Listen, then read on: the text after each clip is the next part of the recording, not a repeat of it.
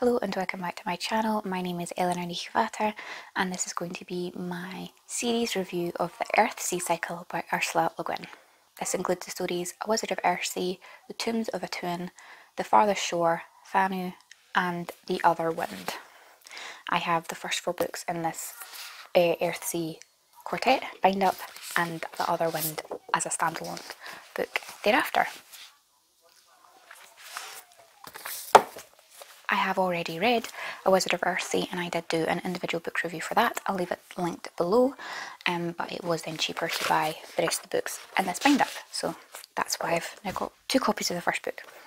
So the Earthsea Cycle is a classic fantasy series following a character called Ged, who you meet in A Wizard of Earthsea as a young boy who learns he has magic and wants to go and train to be a wizard.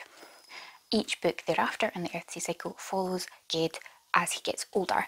So in the first book, he's a young boy of like 10, and by the end of that book, he's like 15 or 16. And then in Tombs of Atuin, he is maybe in his 20s. The Farthest Shore, he's in his 30s or 40s. In Thanu, he's in his like 40s or 50s. And in The Other Wind, he's an older man in his 60s or 70s, I believe. It doesn't always explicitly say how old he is, it's usually other characters' interpretation of what he looks like age-wise or how long it's been since he last interacted, and sometimes it's been 15 years and sometimes it's been 25 years. I thought that was a really interesting part of the story, was the fact that you had this central character who wasn't always the main point of view, but it was very much about a Wizard of Earthsea. He was always very integral to the overarching plot over the 5 books, and I just thought that was a really interesting and fun way to do the story. In a few of the books he is the main character, and in a couple he is heavily in the book but you don't ever see from his point of view, and in the last book he's not in it very much at all, but his experiences are relied upon because he has lots of knowledge of the overarching issue in the book, if that makes sense. Probably won't go into too much detail about what each book individually is about, because we would be here for quite a long time and I don't think there's any need for that. The first book very much follows Ged as a young boy, as I said. He's discovering his magic, he goes off to magic school, he does something very, very wrong. He causes great harm and makes a big mistake, and he has to fix it and correct it, and because of that he goes on this big quest and adventure, and it's very soul searching. In the next book, The Tombs of Atuin, you're following the character of Tenor, and this is a very different point of view. She's a young girl, she is a high priestess of this religion, and she lives in a kind of commune compound and she never interacts with men, and she's very much like treated as a deity, like a high priestess would be. She's got a very much particular way of having to live her life and all the rules she has to follow, and everything is as it's been done for generations. And in her society they believe that she's a high priestess is a reincarnated high priestess each time. So she's a very interesting character to follow. You do then meet Ged in that book, and he's there trying to find something, and that's how they interact, and Ged helps Tenor in her situation. And again, for Tenor, her character is a coming of age story. She's learning more about the world and her situation that she's in, and she learns more from Ged, so it's coming of age. The next book thereafter is The Farthest Shore.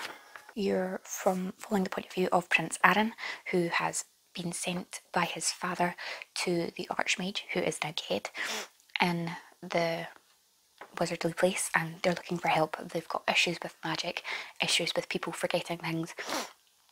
There's a problem with the world, and Prince Arran goes on a quest with Ged to the Farthest Shore to fix right the wrongs of the world, basically. And again, it's a coming of age story for Arran, and I think that's the running theme of this series. And then the next book, Thanu, follows a very young girl who is in tragic circumstances.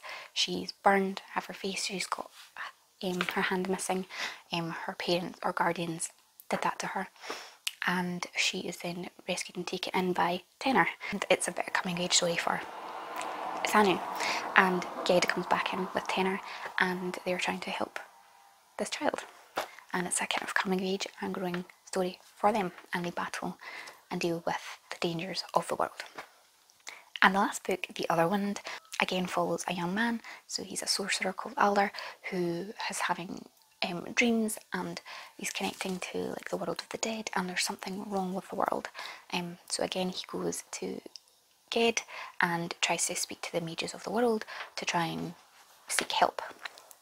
It's not so much a coming-of-age story for Alder, even though he's one of the main characters, because he's already a grown man, but it is very much a kind of book of enlightenment for all the magical people, and they're trying to work out what they've done wrong with the world. This book has a lot more dragons appearance in it, and it is more of a kind of coming of age for Thanu. So she's now a young woman, and she clings to the skirts of her mother, Tenor, and it's about her realising who she really truly is and breaking free and helping to fix the world.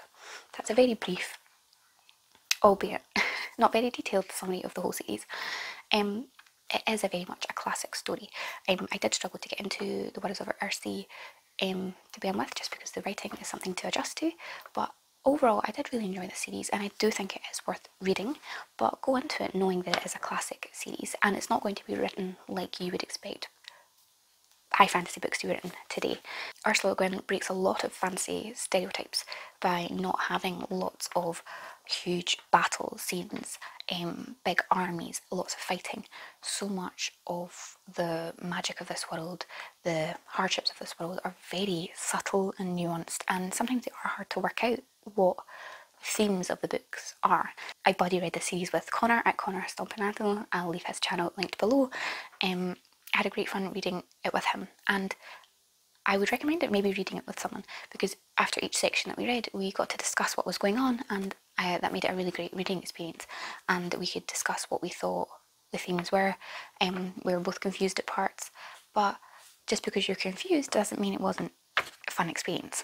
Each book is only like 200 pages long or something, but it did take quite a while to read each book because of the language, the classic nature of it. It does kind of take a while to read books like that. It's not a quick read. But Ursula Le Guin manages to fit so much world building into this series. The Earthsea is such a fascinating place. It is very much lots of tiny little islands, and so much is to do with like the sea and boats and stuff like that. I loved the dragons of this world. The dragons are mentioned briefly in a few of the books, but they mostly appear heavily in The Other Wind, and I just really like how the dragons are written. On lots of fantasy books, especially in classic fantasy, they're either like dumb beasts or they're highly intelligent and they talk, and I just like the way Ursula Le Guin did it in this. The dragons in this world speak the language of the magic, because that's what they are. They're heavily intelligent, but they don't seek to be like humans, because dragons are dragons, and they are superior for them because they connect so heavily with magic, and I just thought that was really, really cool. There aren't very many female characters in this series, because the first couple of books were written in like the 60s and the 70s. So although the author is a woman, I can understand why it's not really what readers were looking for, or lots of books about women. But I think it's amazing that The Tombs of Atum was from the point of view of a young girl, and so too was like Tenna. The female characters that were incorporated were so much more than just a gendered stereotype, and I liked how strong Thanu and Tenor were as characters and women, and the other couple of female characters that you come across are very unique, and they weren't just pigeonholed straight into stereotypical, sorry I kicked my tripod, stereotypical roles. Although the women in this world learn magic and become witches, they can't go to the wizard school and become wizards. That's a bit, but when this book series was written, I can understand that is the way it was. But I'm just so glad that there was women in this story to begin with. So overall, I would recommend this series to be read. Overall, I think I would rate it 4 stars. There were some books that I rated lower and some books that I enjoyed more than others. I suppose it just depends how well you connect with each character, and with the plots are very different. Some have a bit more adventure styles to it, and some are a bit more nuanced in terms of it being more about personal development and growth and like looking within yourself. But I really enjoyed this reading experience, and if you're interested in reading classic fantasy, especially written by women, I would highly recommend The Earthsea Cycle.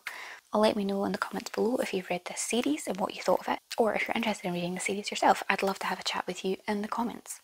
Be sure to check out Connor's channel below, and if he does a review of this series, I'll link that as well. I so enjoyed body reading this with him, and it made it a much more fun experience. I don't know if I would have stuck through reading the whole series if we weren't discussing each section together, because some parts were harder to read and understand than others. But yeah, overall, I had a great experience. And I can say that I've read a whole 5-book series this year, which is unusual for me because I'm usually all over the place with the books I read. Thank you for watching this video. Be sure to like, comment and subscribe, and I'll see you in the next one. Bye.